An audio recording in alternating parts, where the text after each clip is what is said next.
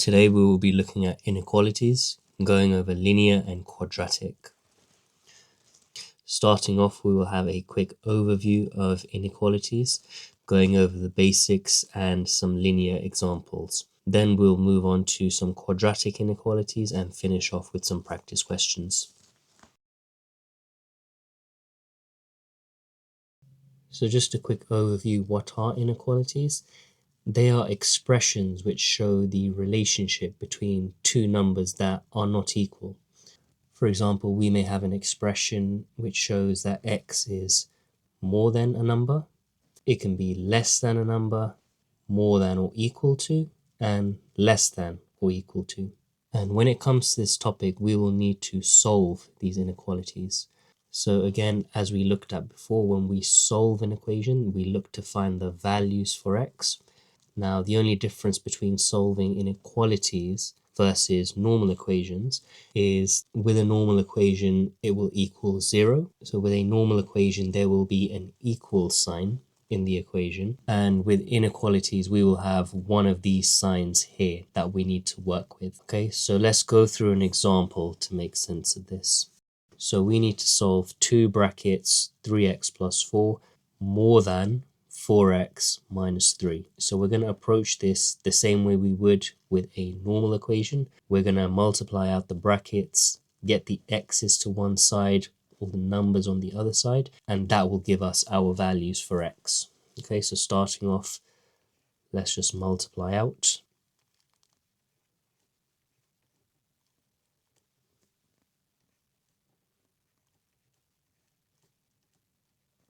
So now we have 6x plus 8 more than 4x minus 3. So let's get all the x's to one side.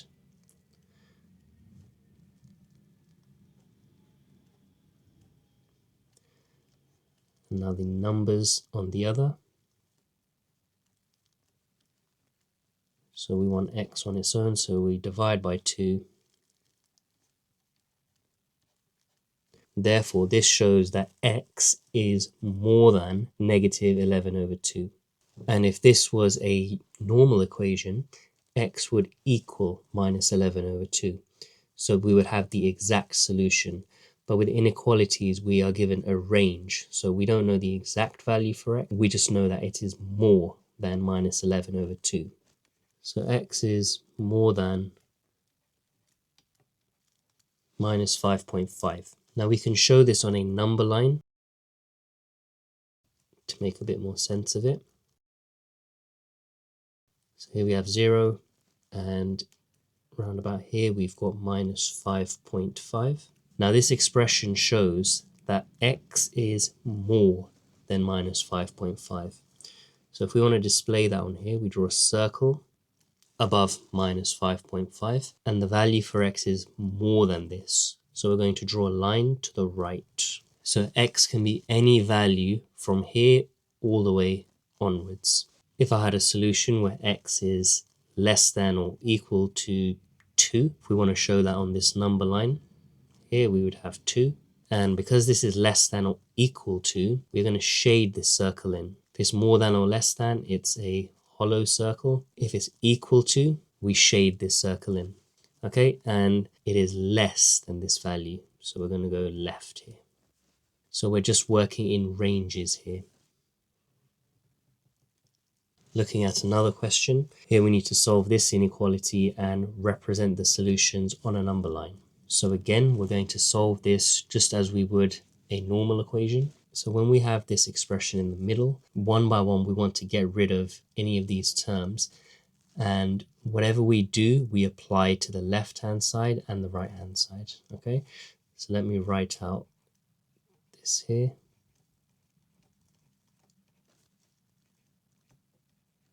So we want x on its own in the middle. So first, let's get rid of this 1. We're adding 1 here, so if we take it over, we're going to minus 1, but we're going to minus 1 on both sides.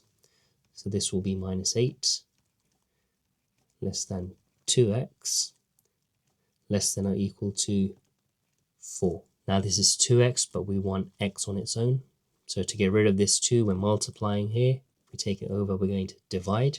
So we divide both numbers by 2.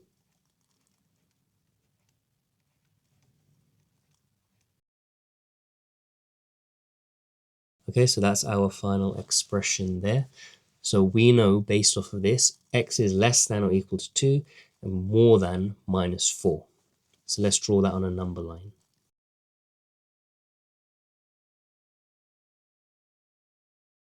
So we've got 0 there, positive 2 here,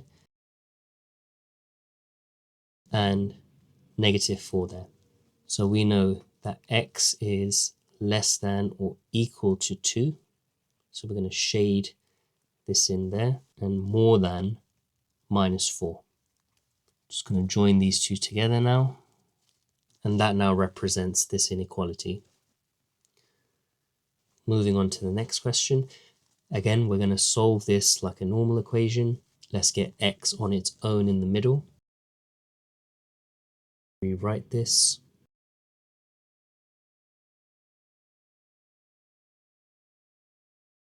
So let's make it linear. Let's get rid of this 4. We're dividing by 4 here. So if we take it over, we're going to multiply both of these numbers by 4.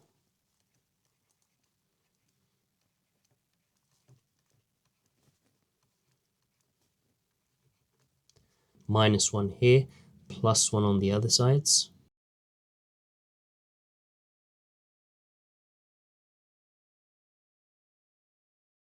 Multiplying by 3 here. If we take it over, we're going to divide by 3.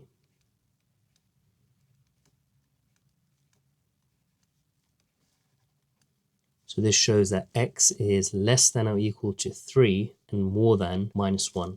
So that is our range for the solution of x.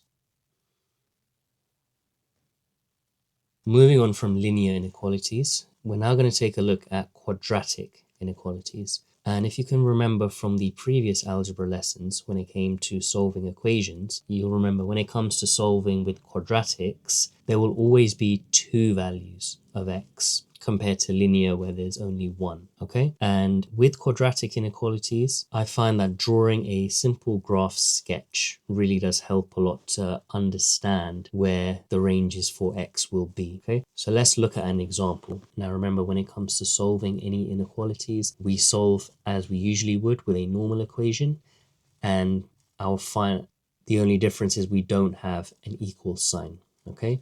So if we're going to solve this expression here, we're going to have to factorize. Okay, so let's do double brackets,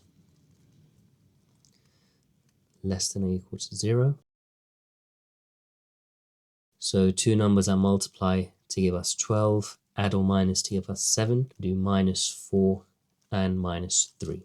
Okay, now how do we write our final expression for the values of x? Now I want you to think of this like solving a normal equation. We would know based off of these brackets here that the roots for this equation would be 4 and 3. Okay, so let's draw that on a graph because this is going to help us solve this inequality. So we're going to have 3 and 4. Just going to draw a rough graph here. So this is just a rough sketch of this graph, x squared minus 7x plus 12, with the roots being at 3 and 4. Okay, and what we need to do is solve for where this graph is less than or equal to 0. Now that is less than or equal to the x-axis. So we need to look at the region underneath the x-axis here, which means that x lies somewhere between this range. Okay, so our answer will be, using this sign here, x is less than or equal to 4 or more than or equal to 3. And this is a representative of this shaded region here. Let's look at a few more questions. For this question, we need to solve this expression being more than 0. So again, let's solve as if it was a normal equation. I'm going to factorize to find the roots of this equation. Minus 8 plus 3. So the roots for this will be plus 8 and minus 3. So let's draw a quick sketch so we can visually see this graph. So we've got minus 3 here and 8. Now this inequality is more than 0, which means that the values for x, the solutions, are more than 0. Therefore, they lie above the x-axis. So unlike before where they were below the x-axis, we looked at this shaded region. In this question, they are above the x-axis.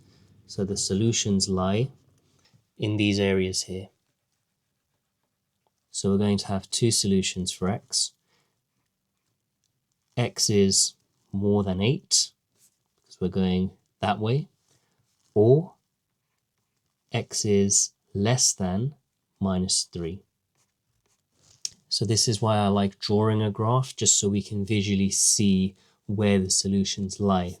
And it just makes it a bit easier to understand.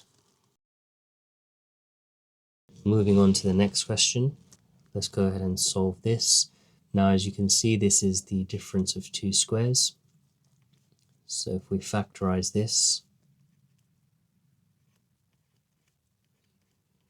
you get x plus 7 and x minus 7, with the roots being the opposite. So minus 7 and plus 7. Okay, so let's draw a graph to show this.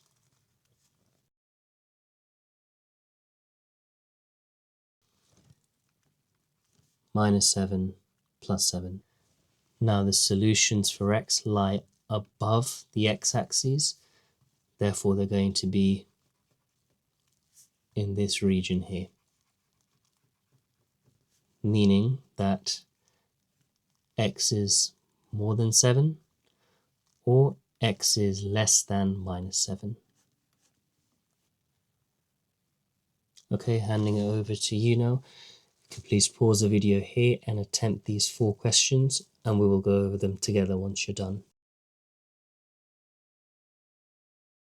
So let's look at the first question. Okay, so for this question, we need to find the range of values for x which lie above the x-axis. So let's go ahead and solve as usual. So we're going to factorize.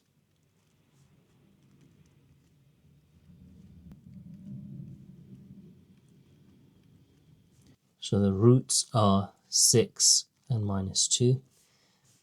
Now we want to draw this on a graph.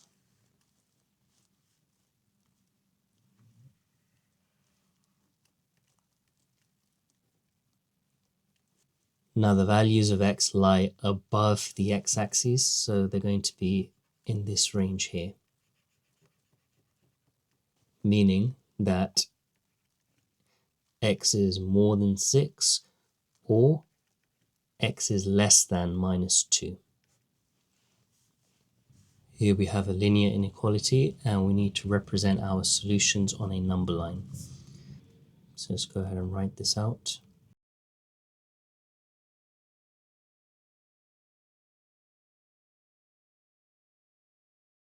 Just want to get x on its own, so we're going to get rid of all these terms here.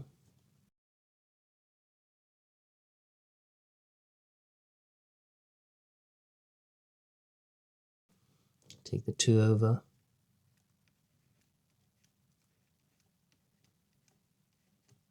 So the range of values for x are between 2 and minus 5.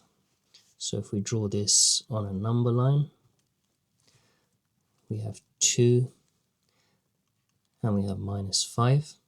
X is less than or equal to 2. So this will be shaded, and more than 5. So we just join these two together, and that is the range of the solutions. Here we need to solve this quadratic inequality, where the solutions lie below the x-axis. So let's go ahead and factorize. So 2 numbers are multiplied to give us 2. 2 numbers are multiplied to give us 9.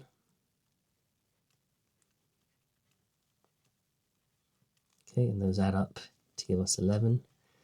So these are our brackets.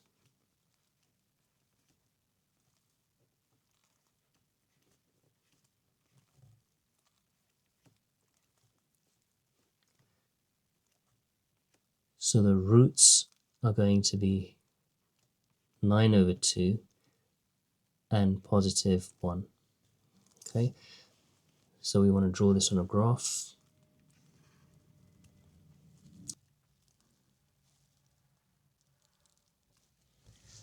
So we've got 1 here and 9 over 2 here. Now the solutions for x lie beneath this x-axis, meaning that our range for x will be less than 9 over 2 and more than positive 1. Okay, for the last question, again a quadratic inequality where the solutions lie above the x-axis. So let's go ahead and factorize.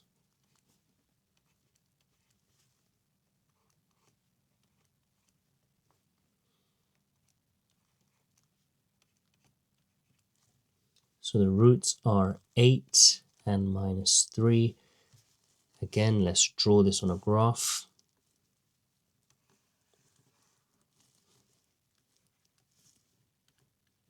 And here the solutions lie above the x-axis. So they're going to be in this range here, meaning that x is more than 8 or x is less than minus 3.